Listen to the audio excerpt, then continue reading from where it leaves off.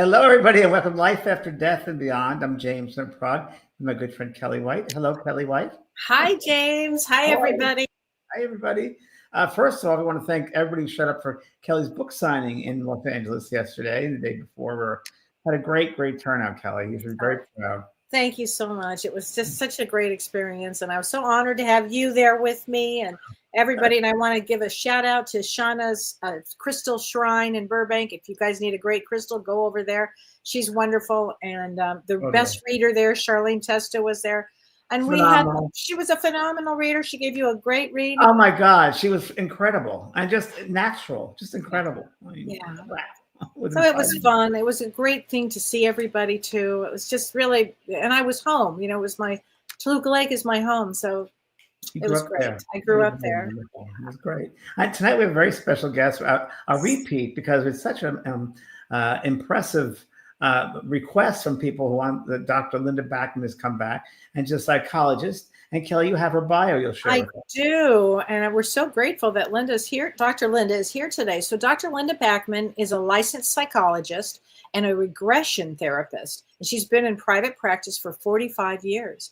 Since 1993, Dr. Backman has guided innumerable individuals in regression hypnotherapy to access their past and between lives. In this way, she assists people to more fully recognize who we are as a soul throughout our many lifetimes and during the time we are not incarnate.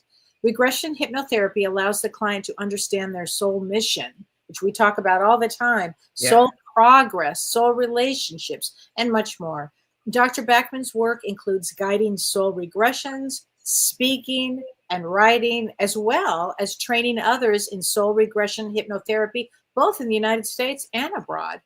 Dr. Linda studied and co-taught with Dr. Michael Newton, author of the seminal books on Life Between Lives, regression therapy, and co-created and served on the founding board of the Society for Spiritual Regression, which is now the Newton Institute, as the membership chair and the president. In 1997, Dr. Backman and her husband, Dr. Earl Backman, established the Raven Heart Center, which is a mystery school in Boulder, Colorado, dedicated to guiding individuals to discover their soul path. She's the author of Souls on Earth, which I have to say is one of my favorite books. I love this book, The Evolving Soul and Bringing Your Soul to Light. And she's got a fourth book coming out, which we're going to talk about, which is very exciting. But really, we'd love to welcome Dr. Linda Backman to our program tonight. Oh, hi. Welcome back. Linda, welcome back. Thank you, James and Joy. It's good to be back with you guys. We're so excited. We had such great feedback the last time you were on. So thank you for joining us tonight. My pleasure. And one of the things I mentioned before we started here was I love your sense of being very down to earth and very natural. And I think it's really important, especially this type of work. So my hat's off to you on that. Really wonderful. And grounded, because you're a psychologist. And you're also, a soul searcher. I mean, I love the everything you talk about with the soul. And we were talking, I have to kind of get into this because I was so fascinated by this. We were talking about, for me, I've had a lot of clients, a lot lately, Linda, that are doing a life review now, as opposed to waiting till they pass away and go to the other side and do a life review. They're doing their life review now. And you had a lot of interesting thoughts on that. Well, yeah. And even as you asked that now, Kelly, I know we chatted briefly earlier before we started, which I'll talk about that. But even now, as you say that, Kelly, about people doing a current life review when they're still in body, I feel like there's this huge push from the higher realm, from the spiritual realm, that says, planet Earth has a lot more change that needs to happen. And so, there's always pieces that pop into my mind. What I'm aware of from clients is that the spiritual realm, and you both know this, the spiritual realm's not stagnant. So the spiritual realm is constantly, I would call it brainstorming. How can we assist souls in body? How can we encourage souls in body to push more on the evolution of humanity?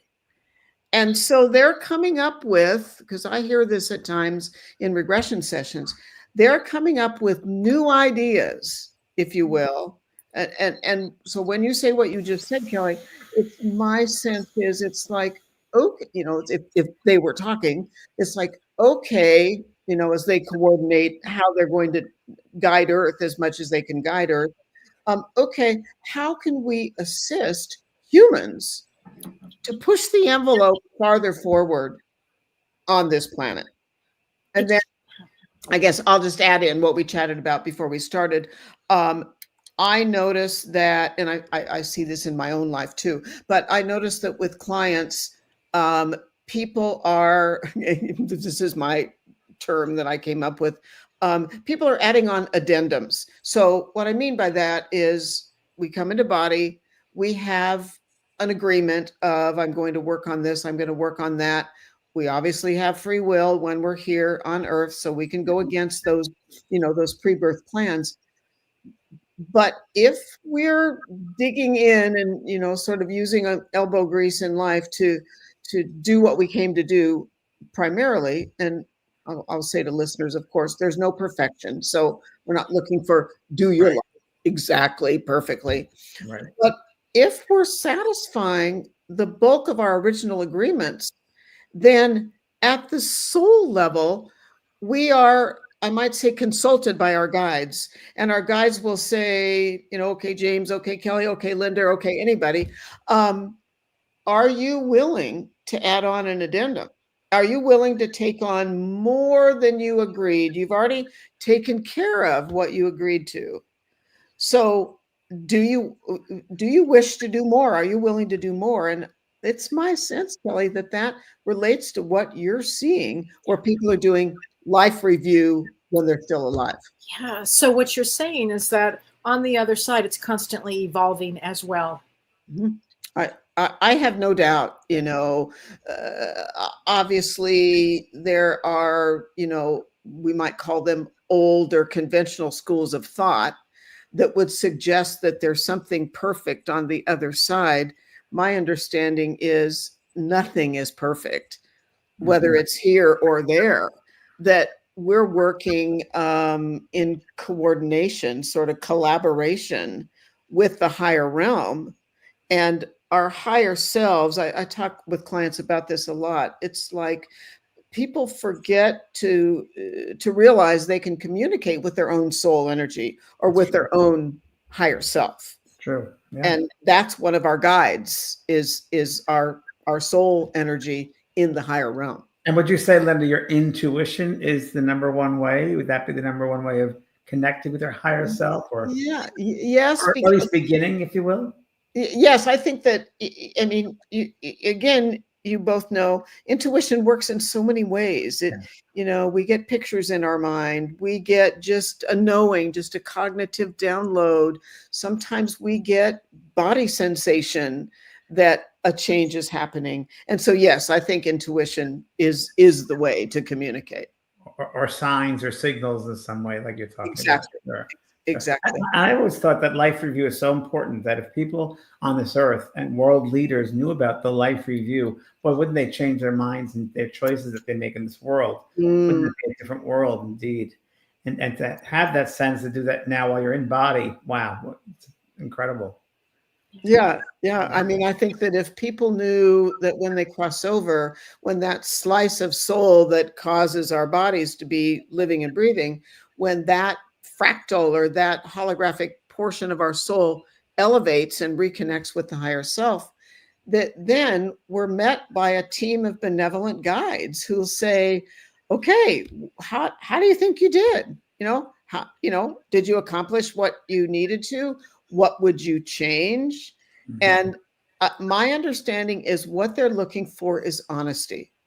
And as long as we say, well, I did this pretty well, like I was a pretty good mom or whatever it might be, but I could have been a better friend, or I could have done this better. They want candor. That's what they're looking for. Yeah. I think if we do that every day, talk about life review, at the end of the day and say, how did I do today with that? or I kind of tend to like to do that at night before I go to sleep. How did I do with these situations? How are my thoughts suggested? What kind of thoughts did I have about this, around this? How did I treat that person? Did they give them love, or was there fear involved? So I Hmm. tend to do that every night before I sleep, and it's a good way to get into that habit of assessing, what you've done during the day. I think that's an awesome practice, James. Yeah, that's cool. Yeah, it helps. It certainly helps, and it really does help. I mean, I speak for all of us that I think we live our lives with that awareness all the time, right, Kelly? That Oh, you yeah. live in that sense of I'm a soul, have this human experience. I'm aware of my thoughts. I'm aware of my actions. I know that both of you do, probably. Well, we do. I mean, I wish Yeah. everybody thought in those terms. Yeah. Yeah. I think then they'd be more aware. They'd have a greater consciousness. It makes me think of, I mean, I love how organic our conversations are. It makes me think about Thanksgiving. We were with our children, children-in-law, and grandchildren. And I often think about, like, we're all human. So somebody says something and, you get a little bit irritated by it. It's like, oh, should I do anything about that, or should I just leave it alone? And I think in a way, James, that's what you're talking about. It's like, what's the higher perspective, or what's the higher behavior? It doesn't mean we don't ever react and share an honest feeling. But on the other hand, it's like, would it be useful if I said something about that kind of irritated me, or should I just let it be? Well, Linda, what I've done, and for many years now, is I go through observation mode. So when there's a family gathering like Thanksgiving, I'm in total observation mode. So I get plugged into the emotional reaction. I say, oh, that person, it's like a play. That person's acting that way, and their interaction is that way. Okay, I'm not going to judge it because I'm not in that body. I don't have that mindset, Right. but I will observe it. And Yeah. if they attack me, whatever, then I have to state the boundaries have to come and say, in a mindful way, to Yes. teach them, to help them. Awesome. Awesome. I think we're all growing constantly here, Totally. And it's particularly family members they're going to be our greatest teachers. That's For sure. Especially the ones that are younger than us. You bet. And we realize, that, we have grandchildren that are 16, 18, and 19. They're our greatest teachers. Yes. Yeah. And Linda, on that subject, maybe a little bit different. I've had this insight, and I want to ask you what you think about this. That part of your soul group, let's say your family soul group, I noticed that if there's an illness in a family member, like a sibling or something, you tend to also pick up on that or become part of that because you're part of that soul group. Even if a sibling, let's say, passes over, there feels like a part, because my sister passed over 2 years ago, and there feels like a part of me that's also gone on. Do you find that with your clients at all? Something like that? Are you saying, James, do I find that clients have that experience of, with a loved one, it's almost like a piece of them? Yes, exactly. A family member. Yeah. Or part of their soul group, whether it's friends or family. Did you ever find that? Yes. And I think that when a loved one, so family member or friend or teacher or mentor, whoever it might be, the more lives we have with that soul, usually that means that's part of our soul group. And it's almost like it's so, I mean, I love how this is happening. I have a very dear, longstanding girlfriend, and she's not well. And I have the sense that when she crosses over, we're going to have conversation at the soul level that we never had at the human level. Yeah, that's very true. Very true. I'm going right now through a friend of mine is living here at my house and going through the last stages of cancer. And he helped me get beginning my mediumship 40 years ago. And I feel certain things. If he's going through this illness, I'll feel it. I'll sense it. And it's kind of a part of me as well. So it's very interesting because I've never really had that experience before where close members of my family or my friends are ill, or I feel that as well. And it's being more than a sensitive, it's part of my soul. It feels very strange. Do you have that, Kelly? Have that experience? Yeah, I had it. I've had it with my mother, actually. I could feel everything. I mean, I think if you're really close with somebody and you're in a soul group, you feel that you feel it. you know, Yeah. and it's a really it's a real thing, James. It's a real thing. And like I said, Linda, like our friend Carolyn Mamala, who passed over, she's a force to be reckoned with. I feel her a lot from the spirit side of life. And she Mm. was really strong here. But I feel that connection with her. And I said to her, kind of right after she passed over, I didn't feel her very much. I said, why don't I feel you? And she came back really strong. And she said, I'm part of your orbit. You're part of my orbit. You're part of my blanket. Ooh. You're part of my blanket. That was fascinating. And so almost like, James, what that sounds like is almost like you're so intertwined that you're affected in a positive way, but Correct. without having some specific awareness of she's saying blah, blah, blah to you. Exactly. 100%. Yeah, 100%. it's cool. Yeah. Yeah. A lot of clients have these experiences, you find? Similar? Yes. And, it's interesting because that's where I started long before I fell into spiritual work. When I was a normal psychologist, I did a lot of grief counseling with people. I didn't know I thought I knew why. And of course, over years of falling into the kind of work I do now, I came to understand even more so. But yes. And actually this same friend that I'm referring to, I was chatting with her just the other day, couple of days ago, and she was saying, and she's the one with the serious illness, she was saying, Linda, this is such an important time when we're moving toward the end of our life. And she said, I can see how my grandchildren are learning from it and my daughters are learning from it. And as hard as it is to be involved in the latter stages of someone's life, it's also, sort of a means of almost progressing ourselves, evolving our own soul. Incredible learning experiences. No Yeah. doubt about it. No doubt about it. And your new book that's going to be coming out next year, Soul Design. Can you tell us about the title Soul Design? What does that mean to you? And I love the title. It's fantastic. Yes, I mean, as I worked on writing this book, and probably again, the two of you have had this experience, my guides kept downloading content, and my books are written via client content. So my books are all explanation about soul and who we are and where we come from, and all of that is focused around direct client transcripts from regression, because I feel like the clients are the teachers in the book. And so Spirit started downloading terminology to me that I'd never even thought about. And two terms. Yes, the title of the book is Soul Design. And that means who are you as a soul based on past lives, based on what I call soul origin, which I know we're going to chat about tonight. Where do you come from? Basically, what's the origin of your soul, and what's your purpose in life? And I realized, and then the next term that came to me was soul essence psychology, meaning, as obviously I'm formally trained in conventional psychology, but the broader picture of psychology is not just this life. It's who am I in the bigger picture? What's my soul essence?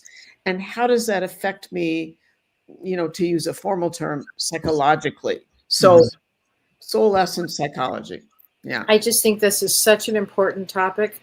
It's going to be such an important book for people to understand, to have, because I cannot tell you how many clients I've had that have come to me in this lifetime, and yet they're bringing past lifetimes, and sometimes they're bringing future lifetimes. And I've wondered often about anxiety in the future. If how we, anxiety is thoughts of the future, except I'll have somebody who really almost has projected themselves in the future. Yeah. And, people will ask me, Linda, can you guide me instead of a past life regression, can you guide me in a future life progression? Yes. And Progression. Yeah. Yeah. My understanding about that is that our future, well, let me back up a step. First of all, I think sometimes it becomes confusing for people. And I always want to ground the journey of our soul, the progress of our soul in real time. Mhm. that as souls in body and souls in body on earth, we evolve in real time, that past, present, and future are not all happening at once in regard to our souls evolving. So that when we're thinking about future lives, my understanding from regressions is that our future lives are possibilities, but they're not sort of set in stone Interesting. until we finish this life, because it depends on what we do with this current life. Right. Interesting. And this is linear time we're talking about here. So Exactly. it's measured in linear time. So Yeah. that'd be outside of well, our concept of what time even is. Right. So it's really interesting because the reference of time from the other side of life, Right. it's so funny because, we talk about a seventh, sixth dimension and laws from that dimension into a three-dimensional world. It doesn't fit. It's so difficult to put them together, Mhm.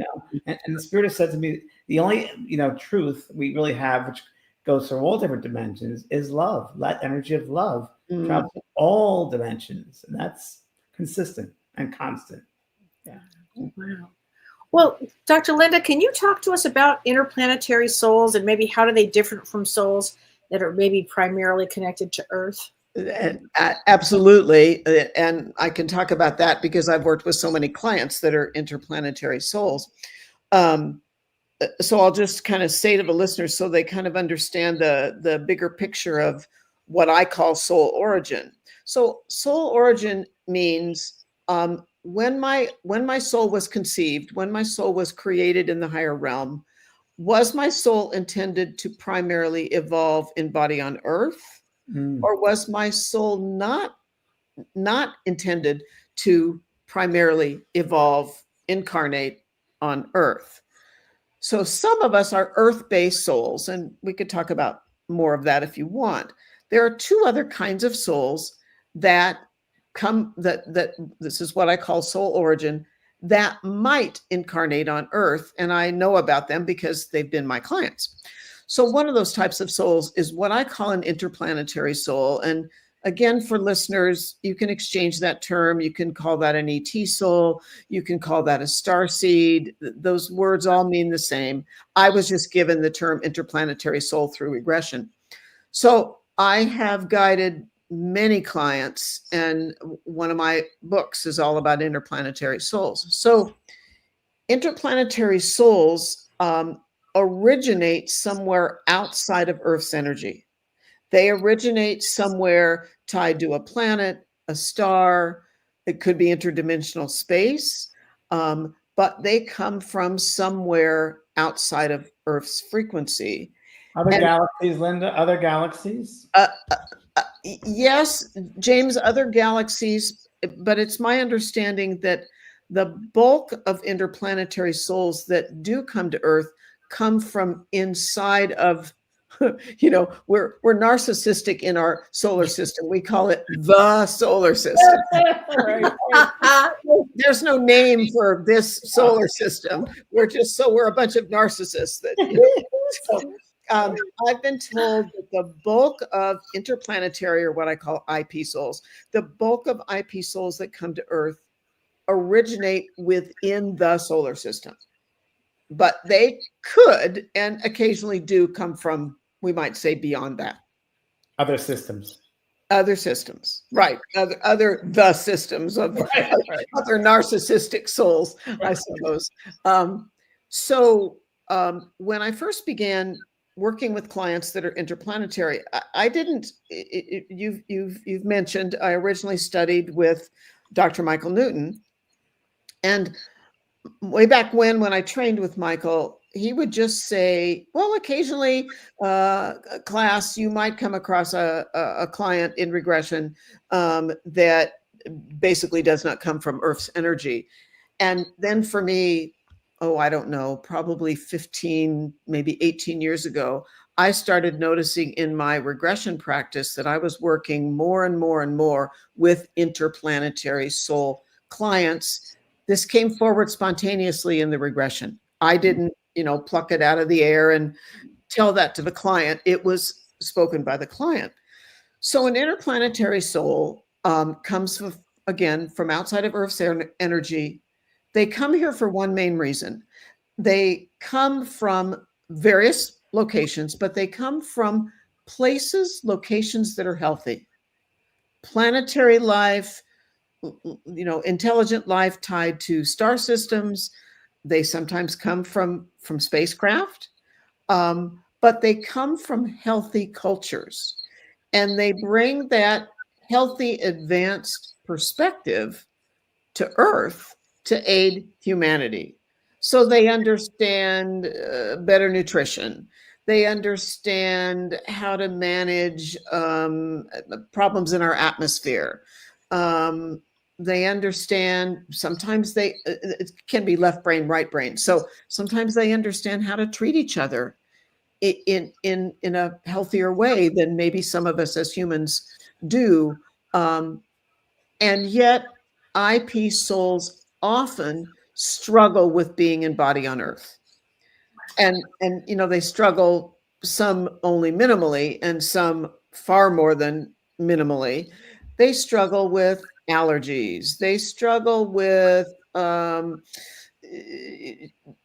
sort of inhalant kinds of things that, sometimes breathing the air that we live in that isn't so healthy, like big cities that are more polluted and that sort of thing. At times they're diagnosed on the autistic spectrum. At times they have significant autoimmune disorders. They're always very advanced in one way or another. And yet some of them manage well. The ones that the clients that I've worked with that are interplanetary souls, the ones that manage the most effectively here are the ones that have had more lives on Earth. How interesting. And the ones that struggle more haven't been here many times. And sometimes they just don't get us humans.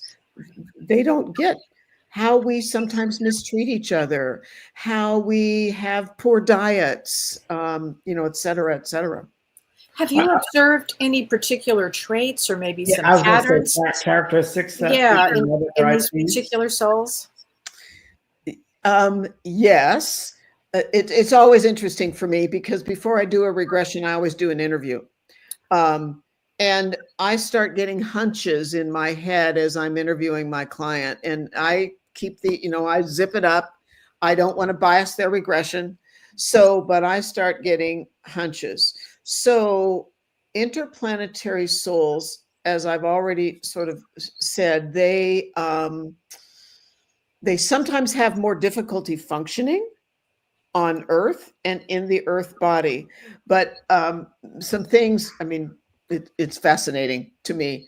Oftentimes, my interplanetary soul clients, no matter how old they are, will say things to me like, they'll say, well, my mom, my dad, my grandparents, somebody told me that when I was a young child, all I wanted to do was stand by the window at night and stare out at the dark night sky. And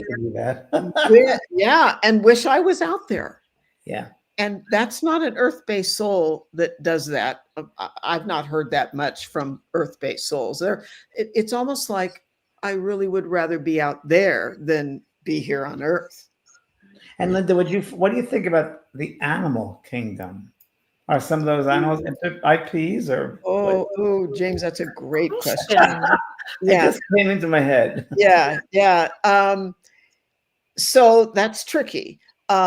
Sometimes people will ask me, do animals evolve?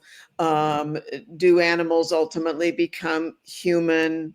And so I always have to kind of answer this in more than one way. It's so sort of two pieces. Animals, of course, have souls. Animals don't tend to evolve the way humans do. That an animal soul, it's almost like an animal soul serves a different purpose. And yet, what I think is true based on clients is that the species of cetaceans, so dolphins, whales, porpoises, I think, based on client work, I think it's possible that the human soul could incarnate as a cetacean. So that's one answer, but the other answer, and these aren't really clear cut in a lot of ways. Often when I'm working with an interplanetary soul client, in the regression, the client, it's part of the purpose of the regression. In the regression, the client will travel to their home location in the greater celestial realm. They will, we might say, go home, and we'll be able to learn about what's home like. What does it look like? What are relationships like? What is the way of life like there? But as probably both of you would imagine, I often have the client describe their physicality at their home location. Would you be able to share one of those experiences with us? Yeah. I'd love to hear about one of them. Totally. Yeah. And I mean, it probably won't shock the two of you and probably won't shock most listeners, but when I'm asking a client in a regression to describe their physical body, and when I first guide the regression, the intention is to go to a past life. Sometimes interplanetary soul clients don't go to a past life, even though my words are describing that. Yeah. They go directly to their home location. But my sort of protocol, if you will, is to have them start describing their physical self where they go. And so I have them start with their feet. And I can tell you, I'll give you some examples. And often there's a sort of a quick tip off that this is not a human. They'll start with their feet. There are times when they'll either say, I have feet that are way bigger than normal human feet. Or they might have two toes or three toes. Then they come up their body. I have them move gradually up their body. And sometimes they're telling me they have more of a skin that is almost more reptilian. They come to their head. This is not true of all interplanetary souls. It varies from client to client. But when we get up to their head, they often have elongated heads, larger than average ears, sometimes very small eyes. I mean, they begin to describe an interplanetary or an ET type of body. I think I don't give the client this kind of information. They give it to me. Wow. So I think it feels valid. And I've heard that from many different clients. And Linda, what about, do they ever talk about luminosity, about a light body or a certain color? Sometimes, yes. Yeah. I mean, sometimes there's no density to the body. Right. And so, I mean, the possibilities, James, are really broad, but yes, there are times that there's no density, there's no kind of solidity to their body. It could just be energy. It could just be color, that sort of thing. I've seen spirit that way many times in different realms, if you will, and they're all luminosity, or you can see right through them. Yeah, for sure. That's interesting. Do they ever tell you why they come? Oh, why an IP soul comes? That for me, I kind of have this list of questions, Kelly, in my head, and I hope to gain those kinds of answers in the regression. That's always an important question of why did you come into body? What's your purpose? Here are kinds of questions, and people can read about some of this in my books, and there are podcasts on my website as well that people can listen to. But things are like, how difficult was it for you to decide to come? It's my understanding we are never forced to come to Earth. It's always a choice. Yeah. So have you been here before? Are there souls from where you come from that have been here before? Do you know anyone in your current life who comes from where you come from? Why did you come? Wow. Were you terribly reluctant Or was it an easy decision? Those are the kinds of questions I ask the clients. Wow. Wow. It's completely fascinating.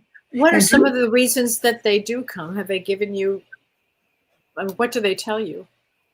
Well, in general, they come because they come to assist life on Earth. But some of them are coming because they're going to be actively involved in advancing something on Earth. They might come to advance IT work.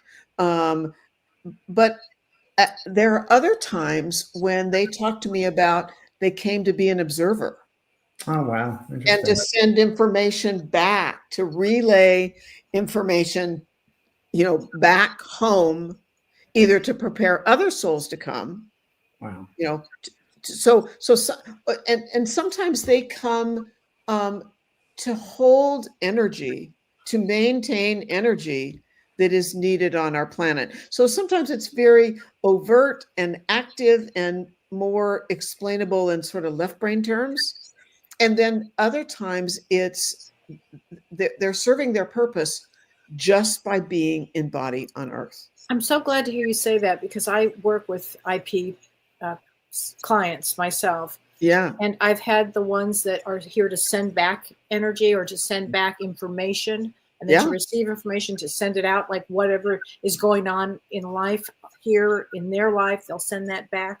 I've had that. And I've also had them where they told me they're here to hold the energy of love on the planet. Yes. Different energies that I've had. So thank you for validating that. Yeah. And I mean, and thank you, because that's awesome that, you're validating also what I'm getting. And that's the beauty of, discussion like this. It's, I find for IP souls, there are some that do pretty well in body on Earth, but there are others that just struggle to figure out what kind of work in order to make ends meet. They don't fit here, or they have lots of either emotional or physiological issues. But on the other hand, I mean, sometimes I can sort of, as I said with the interview, I can begin to say in my head, oh yeah, this client is probably an interplanetary soul. And is that borne out every time I then guide the regression? No, but I would say more often than not, it is. And then I'll just add, because I think this is an important piece. There's a third type of soul that may embody on Earth. And that's not an Earth-based soul. That's not an interplanetary soul. It is a soul. We have souls in body on Earth from the angelic realm. Mm. So we have souls that come from the realm of what we call source, or the divine, or great spirit, or whatever term people are comfortable with. And source has I like to call it a cadre. Source has a cadre of souls that are like ambassadors of source energy, or ambassadors, another way to put it would be ambassadors of pure love and compassion, ambassadors of just the deepest level of non-judgment, nurturance. Human words don't do it justice. Some angelic souls agree to come to Earth. And these are often people, I mean, as clients, they're fascinating clients, because sometimes they're the most caring people. They make the most wonderful best friend, the most wonderful neighbor, because their level of caring is kind of off the charts. Yeah. Yeah. I know many Very like that. true. Yeah. Out of curiosity, Linda, where do you think your soul's Oh, good question. origins are? Good question. I had to ask. I know. I mean, it's kind of funny. I could say to you guys, well, what do you think? But I'm happy to tell you. I'm an Earth-based soul, and I know that I've been coming to Earth for a very long time. So, but yeah, I am an Earth-based soul. But Yeah. you made a heck of an agreement then, a heck of a contract to help. A really good contract to help. I did. You all know, and people that listened to the first time I was with the two of you, no, I didn't plan this. I fell into this kind of work but I know it's because my higher self, brought me to this segue when I was in my 40s and basically said, okay, Linda, now you decide, yeah. Yeah. I feel I'm earth-based soul, no doubt about it. I definitely feel that for me. Yeah. Yeah. Without a doubt. I feel that. Yeah. I've been here lots and lots and lots of times. Linda, I have a quick question for you. It was really interesting. I just find that, do you find in your regressions, you'll have a group of clients that are the kind of same kind of situations, and then that'll change like a month later and have another bunch of clients of the same type of situations? Because like in mediumship, sometimes you'll have a whole bunch of suicides, or like a whole bunch of murderers, and they'll work that for a week or 2 weeks or a month, and then it changes. Do you find that also in your work with clients? Not exactly, James. What I find is I might have a week of all my clients are angelic souls.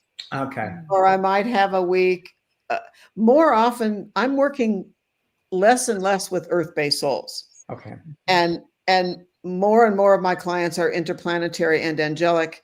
And I think that's because my guides know I understand these kind of souls.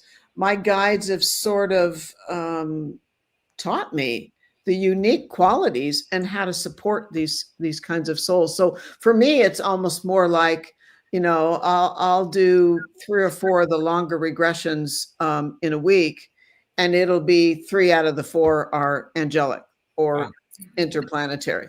Yeah. It's amazing. Wow. There is a question here. Do you have any pointers for IP souls that maybe struggle with being here on Earth? Yeah. I would say number 1, know you're here with purpose. Know you, some people would probably say, no, I didn't agree, but no, you agreed to be here. And so that, take as good care as you can of your physical and your emotional self.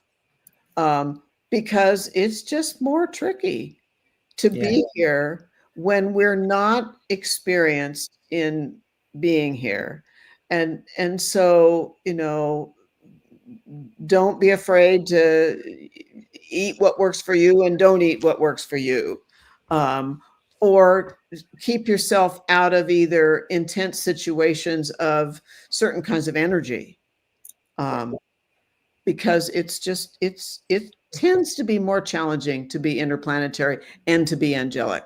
And another quick thing I'll say that pops into my mind is, as you ask that question, or whoever asked that question, it tends to help IP souls and angelic realm souls to have either a friend or a family member who's an earth-based soul.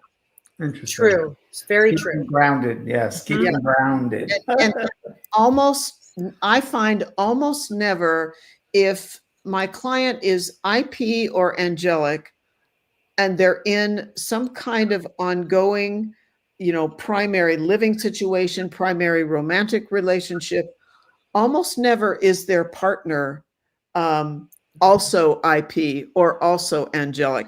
They need the grounding of an earth-based soul. And sometimes the IP client or the angelic client will come in and they'll, talk to me about the struggles in their relationship. And, well, my spouse is so black and white, is so grounded. And often when we ask the question in the regression of what's the purpose or what's the reason you're with this person, that's often what is said by the guides, that you need the stability, the familiarity on Earth of a non-IP or non-angelic soul. Oh, that makes so much sense to me. Makes so much sense. Yeah. Stabilized. Right. Yeah. I'll add another just piece while we're talking, as you guys think about, or maybe there's more questions. The angelic realm, this might interest people. The angelic realm, as most people maybe surmise, the angelic realm is coordinated, is headed by the archangels. The archangels, that is not just some religious concept. Archangels are real, and they are the you might say, the senior coordinating leaders of the angelic realm, and specifically Archangel Michael being the lead of the lead.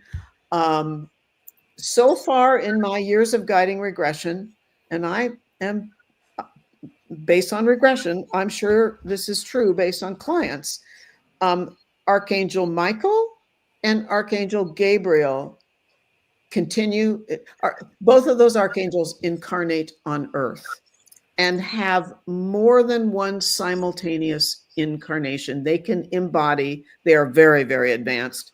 They can embody in more than one human. They can be more than one person. I've heard that before. Yeah. It's very interesting because in the spirit world, we talk about spirits they can be in several places at once. Mm-hmm. Yeah. Yeah. They can incarnate in different bodies all at the same time. Sure. Or the essence of going back to the soul essence. Exactly. Or almost like a slice. Like if people think about the soul as a pie, and we can take more than one slice out of a pie, if there are, let's just say, two aspects, I'd like to use that word. If there are two aspects of Archangel Michael in two different bodies, it's two different slices of soul energy that animate those two people. From the same pie. From the same pie. That's right. Yeah. Exactly. It's a great way to describe it. Great analogy. Yeah. Wow. There is an interesting question here, and it's, do you have a quiz maybe that, or maybe in your new book, are you going to put a quiz that could help people see if they are angelic or IP or earthbound? Yes. At the end of each chapter are a series of questions, almost a little bit workbookish. There are questions for the readers to ask themselves and the questions are answered at the end of each chapter. And I tried to make this fourth book as broad as possible, but people kept asking me. So one of my books is all about interplanetary souls, but I hadn't written a lot about angelic souls. But yes, there are questions with each chapter. I just recently, yesterday, 2 days ago, I taught a class on the angels and the archangels. I've been following and working with them for forever, it seems, at this point. But one thing that I do know is that Archangel Michael works with spiritual adepts, people that are just starting into this form of spirituality. I can't tell you how many clients will come to me and say, do you believe in Archangel Michael? Because I've been working with him. Do that a lot. Yeah, a lot. Yeah.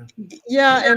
And just another piece, as you talk about that, Kelly, I find when I work with clients that are either guided by Archangel Michael, or I have worked with clients that I am quite sure, because of the regression material, that they are an aspect of Archangel Michael. Yeah. Sometimes these are people that are involved in some way with organized Western religion. They don't absorb it lock, stock, and barrel, but they do, because of their connection and the history of the archangels. They are still people. This is not common for some spiritual people, but they are people that are still involved with organized Western religion because they're so tied to an archangel. It's very true. It's very true. Yeah. Wow. Yeah.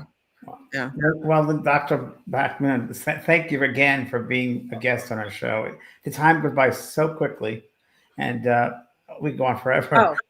And before you leave, I want to talk about Kelly, what things we have going on. We have some sales.